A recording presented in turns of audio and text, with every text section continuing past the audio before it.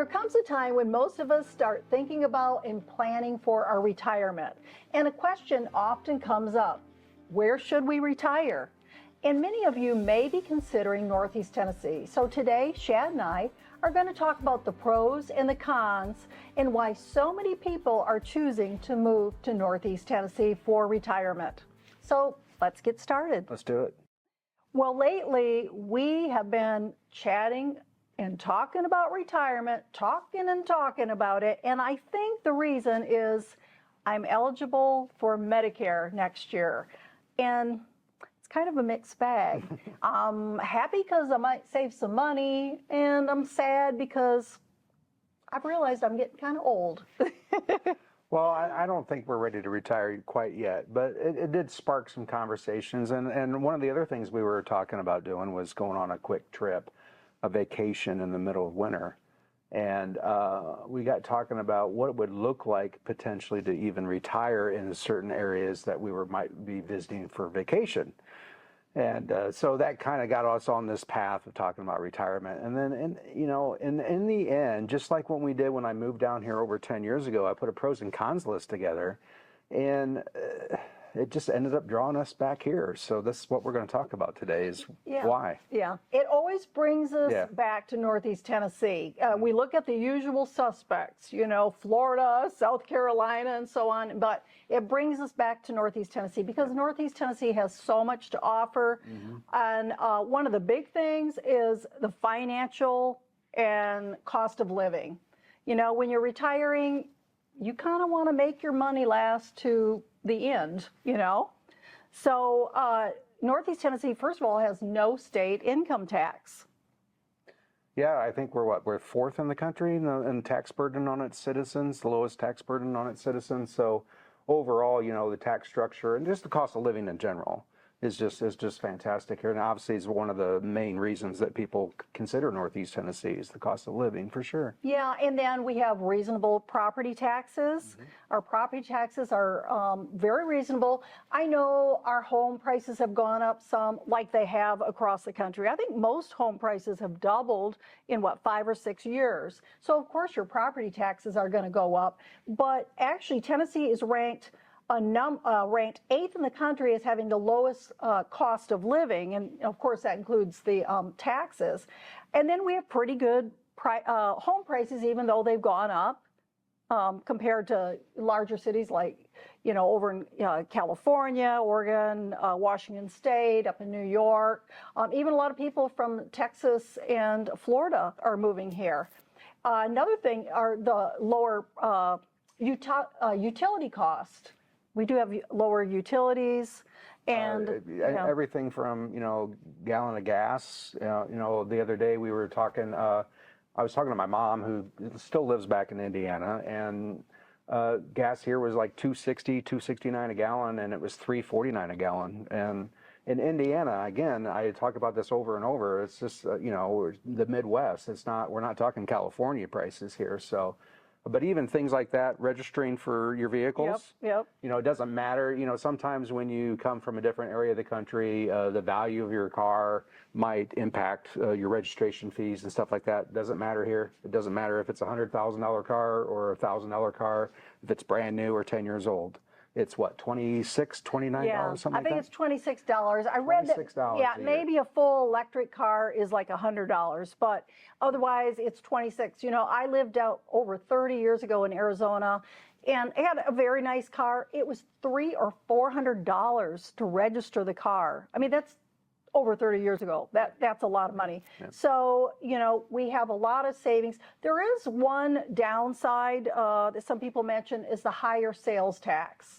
Our sales tax can be 9.5%, a little around bit 9.5% higher. with state and local. Yeah. Now, it also depends. Like, if you're going to buy a brand new vehicle here, the 7% state tax applies for the total amount, but the local tax is a little bit more lenient in regards to that. So if you buy a vehicle, it's not the full 9.5%. But yeah, that's one of the big things. The government's coming for your money somehow.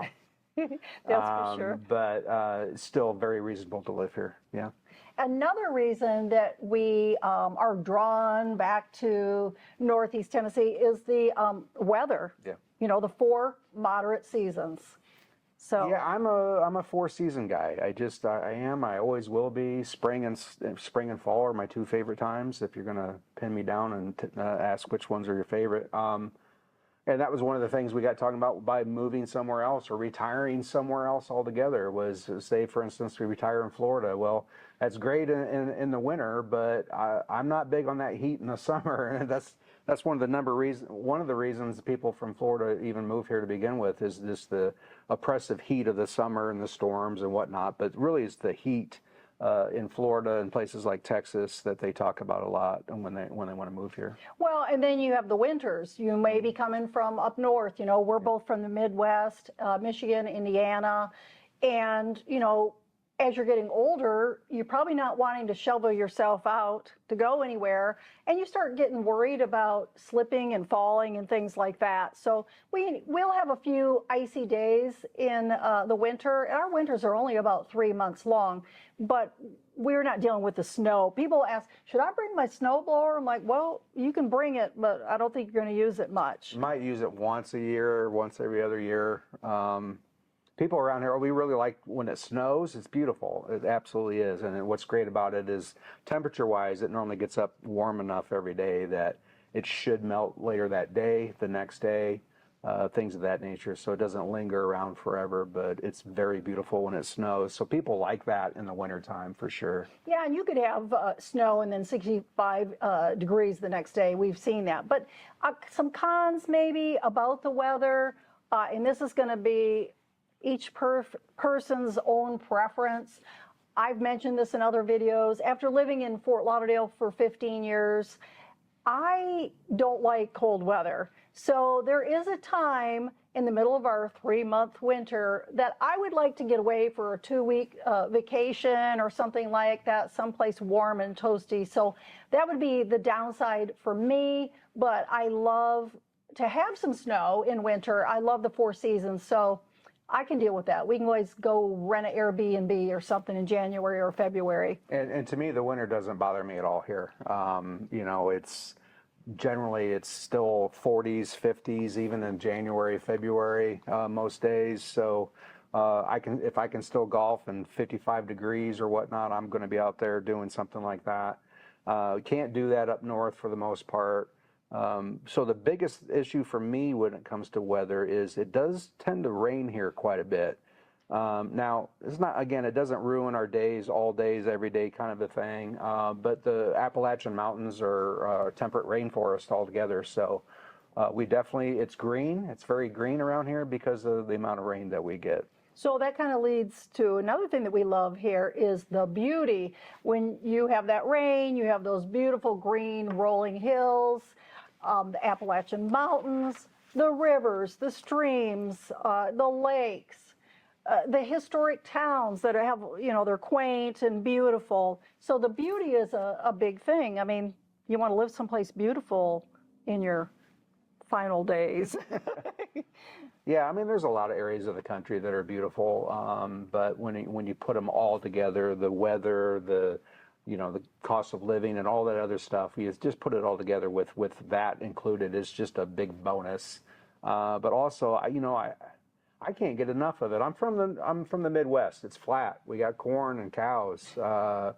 Here, when I just go for a drive to, either for work or just for pleasure or whatnot, it's just beautiful to live here. I can't say that enough, for sure. And it's beautiful all 4 seasons. Yeah. Even, that sort of ugly, dry, wintry season, it's still beautiful. And you'll be riding and you can see the snow on the mountains. And and people always remark about that. Maybe they're visiting Tennessee and they're looking at different areas and they head over to Northeast Tennessee and they're like, oh, it is so beautiful over here. And, we realize some people like to see the ocean and the palm trees, so we get that too. But another great thing because of the beauty is things to do.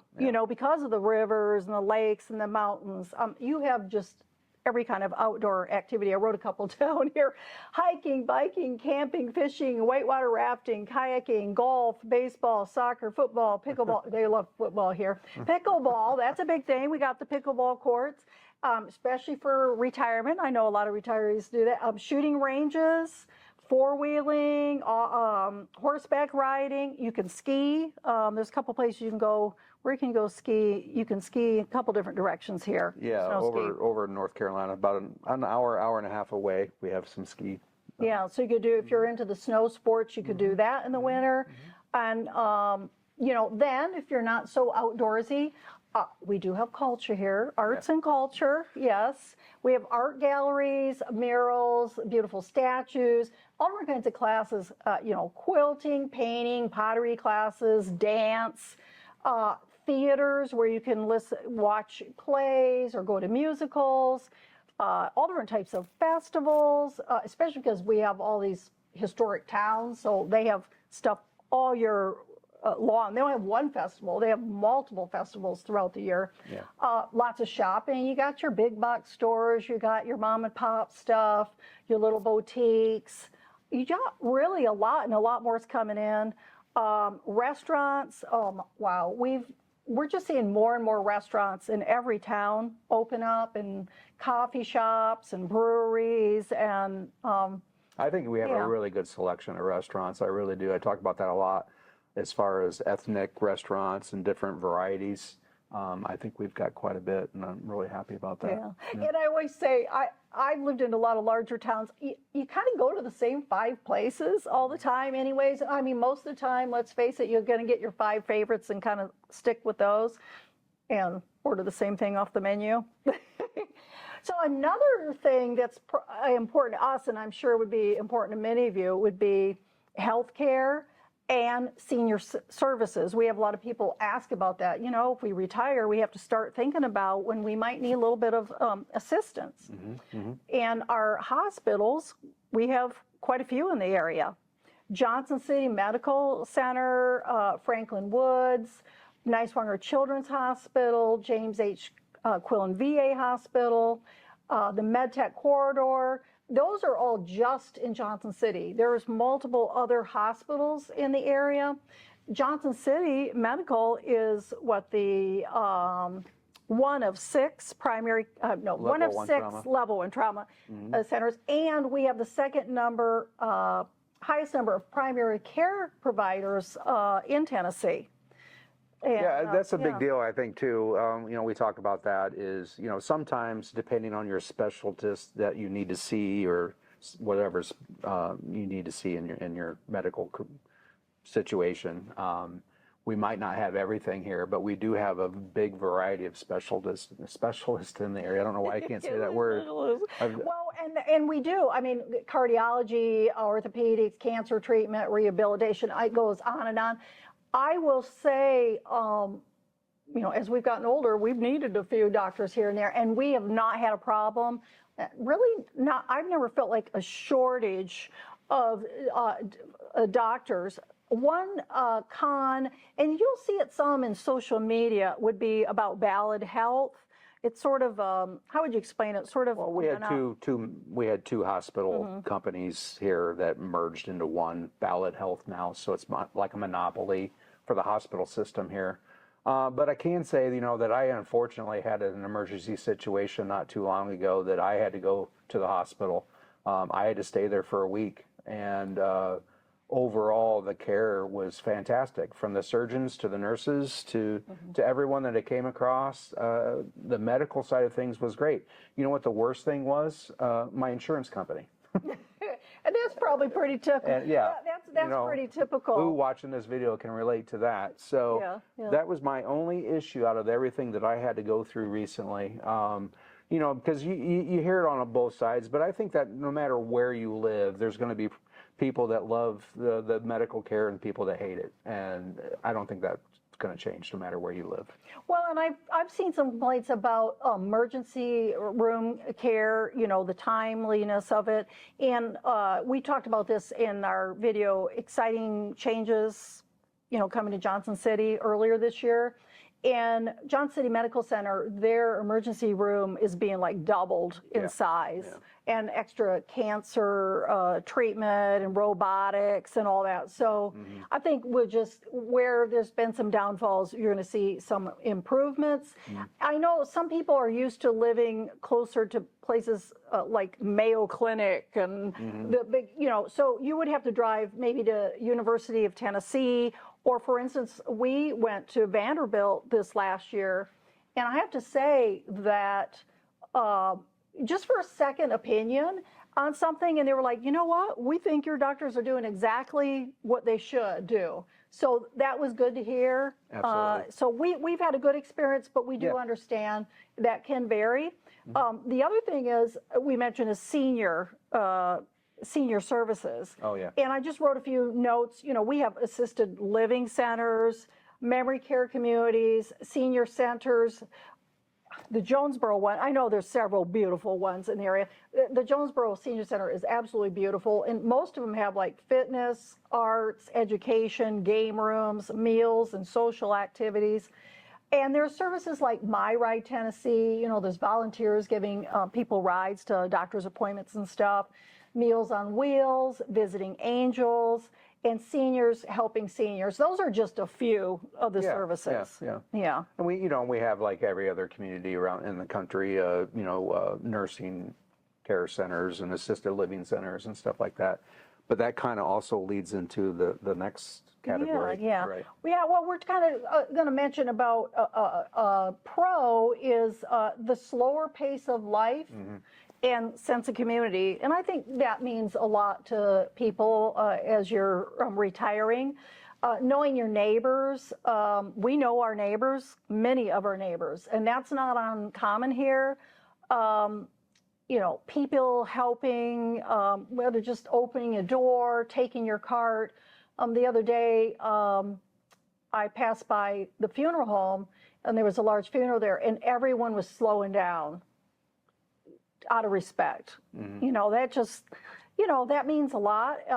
So that sense of community. And, Johnson City, it's the largest town in our area. 75,000 is the big town. So, right. That accounts for some of that. Yeah, so you get the small town feel, and then my sister said it when I first moved here, this was the largest small town she's ever lived. And she's lived a lot of different places in the country, and it's just have that small town feel, for sure. Yeah. So that's a real plus. Now, a con would be with the smaller towns, sometimes there are some pieces maybe missing a little bit.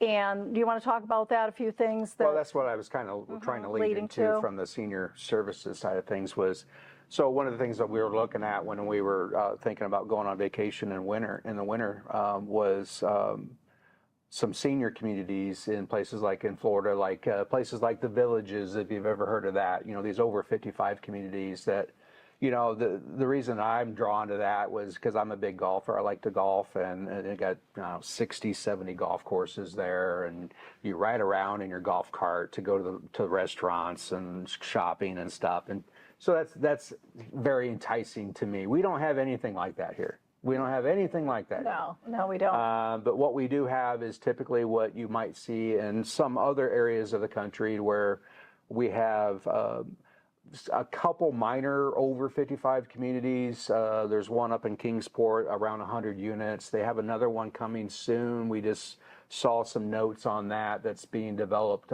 in the near future. That's going to be around 80 units. It's going to have some pickleball courts and stuff like that. But we don't have anything that's going to be thousands and thousands of homes in a senior-laden community. It's normally what normally transpires here is you get a new subdivision gets built, and say it's 200 houses. Well, there might be one section that's 50 or 60 units that are for patio homes or what people might call villas, things of that nature. And generally, the older age communities tend to go that route, because those are those type of communities where you pay some HOA fees to get your yard mowed and less maintenance and more time to travel and do other things than work on your property. Yeah, and I think we'll start to see, like we just saw this community pop-up advertising they're just starting to build. I do think that there's developers, you hear this? There is some room for some 55 plus communities. We do get asked about that. And one other thing I'll just throw in, oh no, there's a couple things. One, sometimes people are looking for a gated community. Oh, yeah. You don't see that much. If they have the gates are wide open. So, but there is one other thing, mass kind of transportation. If you're in walkability, this is kind of more of a rural, small town area. First of all, there's some buses around here, but not like you see in large towns. The buses, the subway, and all this, we don't have much of that. And then the walkability, there's a few places you could live and maybe walk to the coffee shop and stuff. And we worked with some people to move close to, like, example would be Elizabethton. Mm-hmm. We had a couple families that moved close to downtown Elizabethton. They like walking down there and go to the festivals and stuff. Mm-hmm. But all in all, this is more of a driving area. Yeah. You're driving your cars places. For the most part. If you're wanting to move somewhere and like when you're in New York and I walk out my front door and I'm going to walk over and have dinner and I'm going to go to the grocery store and then I'm going to do a little shopping, you're probably going to need some transportation of your own for that. Mm-hmm. Another thing we love about the area is the location. Sure, absolutely.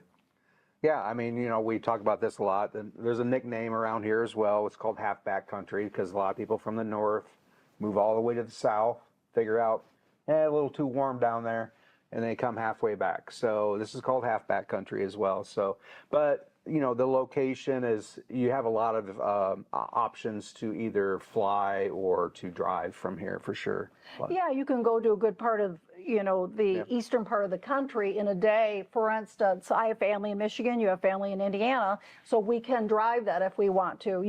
You can drive over to Asheville. You could drive over to the beach, to Myrtle Beach. Yeah, you could go Charleston, I think, is a 5-hour drive. Yeah, we went there, I think, last Thanksgiving. Mm-hmm. So there's a lot of places you can drive, and it's a short drive, and you have 8 states. Yeah. 8 states that surround us. So you've got a lot of choices. And, a lot of people, too, love to go over to Pigeon Forge. Yep, I was going to say Gallenberg, Dollywood. Yeah, all that going on. And a lot of people are going up to the Ark in Kentucky now. Oh, yeah. They love doing that. There's just really an abundance of things to do where you don't have to travel very far. Right. So there are 7 reasons why Shad and I are planning to stay here in Northeast Tennessee and why you might consider Northeast Tennessee for your retirement also. If you have questions about the area, feel free to give us a call, text, or email. I'm Stephanie, and this is Shad with the Freck Group. Our team specializes in helping people like you that are moving across the country. And if you'd like to learn more about Johnson City and the surrounding areas, subscribe and follow our channel, Living in Johnson City, Tennessee. And we have a new podcast, and it is on Apple and Spotify, and it's also called Living in Johnson City, Tennessee. Remember, it is never too soon to start planning your move. We hope to see you here real soon.